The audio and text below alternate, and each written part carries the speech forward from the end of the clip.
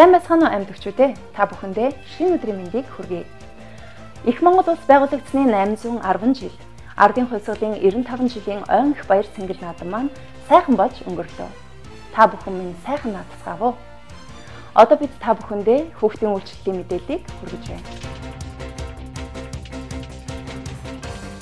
Манай чуулганы хүүхдийн үйлчлэлээс 7 дугаар сарын 6-нд зуны цугаалгыг зохион байгууллаа. Энэ удаад Campus Crusade байгууллагын дэргэдэх тамирчдын хөдөлгөөнтэй хамтран зохион байгуулсан юм а. Тамирчдын хөдөлгөөн нь олон улсын спортын эвслээс хөгжүүлэн боловсруулсан Kids Games хөтөлбөрийг хөхүүлэн дэмжиж зохион байгуулдаг бөгөөд энэхүү хөтөлбөр нь хүүхдийн зан чанарыг хөгжүүлэх, хөгжөөнд тоглоомоос бүрдсэн төрөл бүрийн үйл ажиллагааг багтаасан байдаг.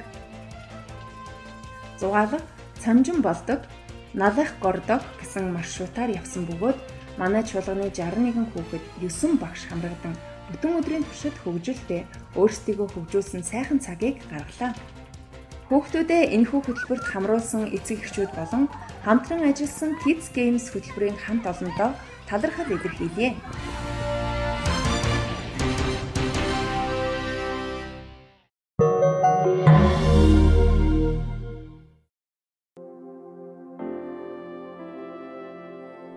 Та нар дунд хэн нэг нь зовж байна уу? Тэр нь залбираг. Хэн нэг нь хөгжилтэй байна уу? Тэр нь магтан дуулаг. Та нар дунд хэн нэг нь өвчтэй байна уу? Тэр нь чуулганы ахлагчдыг дуудаг. Тэд эзний нэрээр түүнийг тосоор тослож түүний төлөө залбираг. Итгэлийн залбирал нь өвчтөө нэгнийг эдгэж эзэн түүнийг босгоно. Яаков 5:13-аас 15.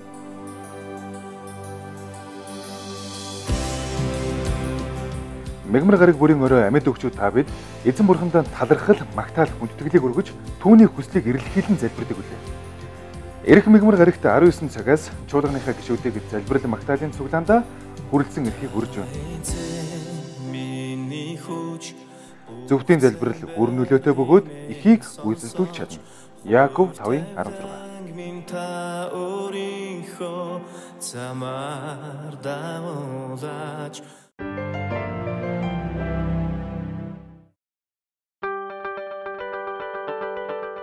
Амьдралын асуудал бэрхшээл, буруу муу зуршил хийгээд зүрх сэтгэлийн шарах гомдлыг Христийн хүчээр эдгэрэлд хөтлөн дагуулах эдгэрлийн баяр хөөр хөтөлбөр пүрэв гараг бүр тогтмол хийгдгээр боллоо. Та амьдрал дахь асуудал бэрхшээлүүдээс Христийн хүчээр чөлөөлөгдөхийг хүсч байвал пүрэв гараг бүрийн орой болох эдгэрлийн баяр хөөр хөтөлбөрт заавал хамрагдаарай.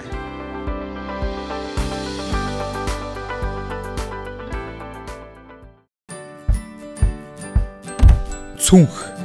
Бидэнд авч явах ямар нэг юм байгаа бол цүнх хэрэгэлдэг.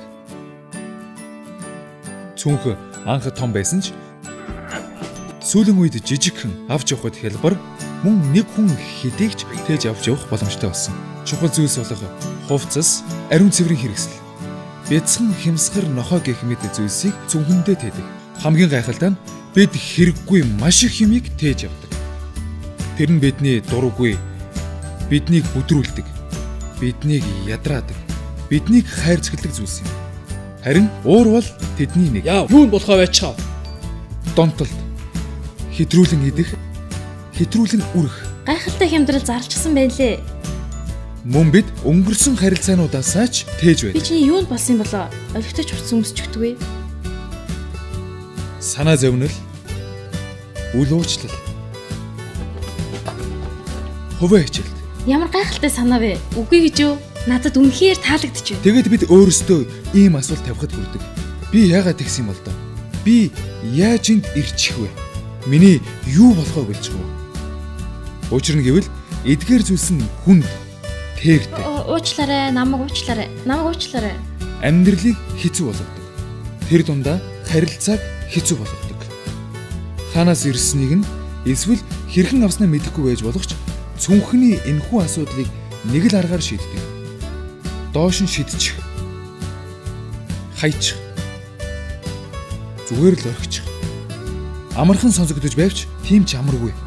Ямар нэг юмыг удаан тээх үед тэр нь таны нэг хэсэг мэт санагдах нь ч бий. Та орхиод явсан ч хормын төдөлд гар дээр чинь буцаад ирчихсэн байдаг. Тиймд та цүнхээ хаяад байх хэрэгтэй. Шидэд байх хэрэгтэй. Орхиж байх хэрэгтэй. Тэгснээр та өөр зүйл тээх чадвартай болно. Тэгээд таны амьдрал зориулсан Бурхны сайн сайхныг та авах болно. Үүний тулд танд хоёр гар тань хэрэгтэй болно. Эдгэрлийн баяр хөөр амьдралын ажаантан тус болно.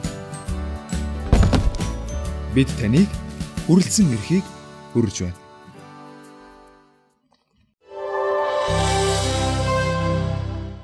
Өнөөдөр манай чуулганд шинээр хүрэлцэн ирсэн зочид анхаарлаа хандуулно. Та цуглаан дуусны дараа 1 дугаар игний хүрэлцэн ирж суугаарай. Бид та бүхэнд Есүс Христийн тухай болоод чуулганыхаа сургалтыг танилцуулах болно. Амьд үгийн мэдээтэй хамт байсан та бүхэндээ баярлалаа.